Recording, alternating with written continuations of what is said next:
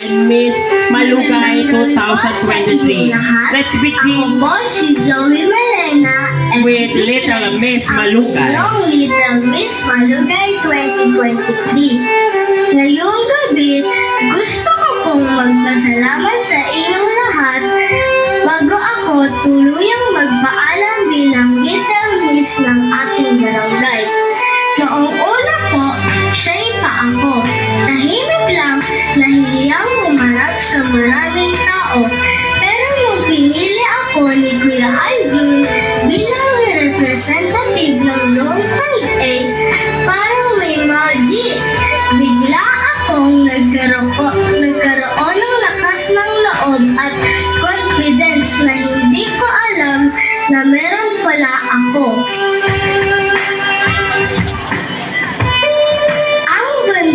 Sa akin na small but terrible, totoo po iyon. Kasi kahit maliit ako, pinakita ko na kaya ko rin maging matapang, palaban at confident sa entablado. Hindi ko makakalimutan ang araw na nanalo ako bilang Little Miss Malugay 2023. Sobrang saya ko po noon.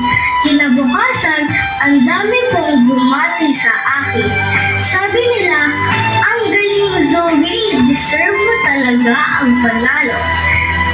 Dahil sa mga salitang yon, lalo akong naging masaya at mas determinado. Napaisip ako, ay, kaya ko pala, gusto ko pa ulit rumampa. Talagang gusto ko pong maging model. Mula noon, hilig ko na ang pagrampa at magbihis ng magagandang damit.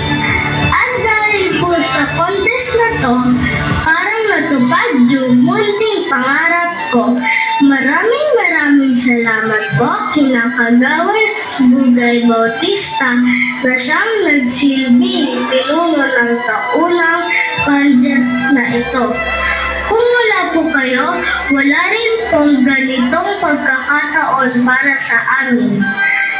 Kay Kuya Aljun, salamat po sa pagtitiwala. Kayo po yung unang naniwala na kaya kong i-represent ang Zone 5A.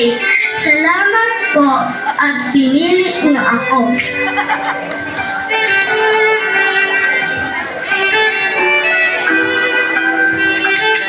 At sa lahat ng mga sumuporta sa akin na hindi ako iniwan hanggang sa matapos ang event. Sa mga tita ko, mga pinsan ko, sa tita Didel ko nagturo sa aking pagrampa. Sa papa ko, nag-effort sila ni mama para sa costume ko.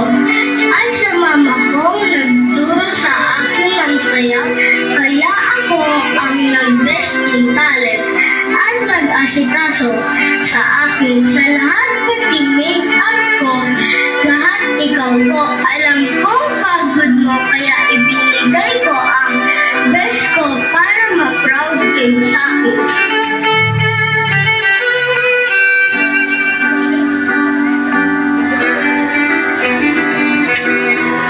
At sa lahat ng mga bata gaya ko, gusto ko pong sabihin, walang maliit o mahiyain sa batang may pangarap.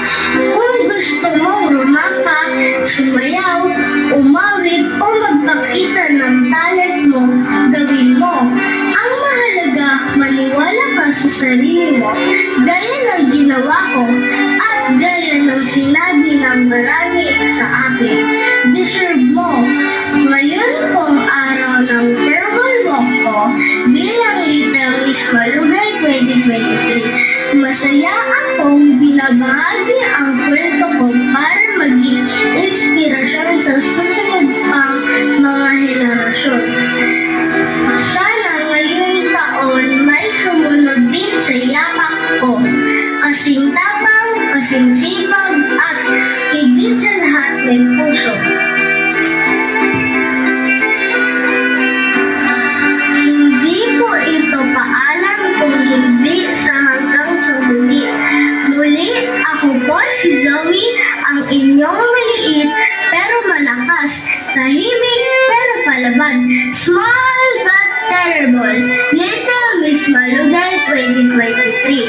Maraming salamat po.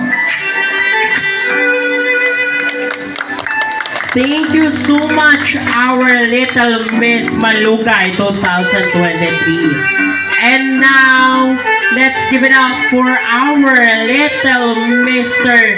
Malugay 2023 for his farewell walk.